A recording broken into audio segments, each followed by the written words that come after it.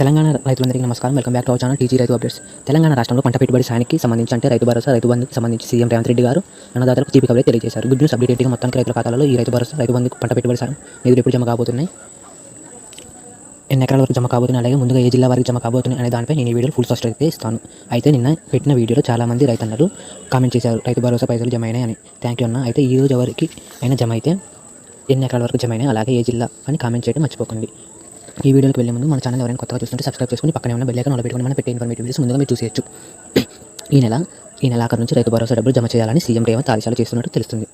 ఎకరానికి 7,500 చొప్పున 7 నుంచి 10 ఎకరాల వరకు ఇవ్వబోతున్నట్టు సమాచారం. అయితే ఈ పాటికి ఈ రైతు భరోసా నిధులు విడుదల చేయాల్సి ఉండగా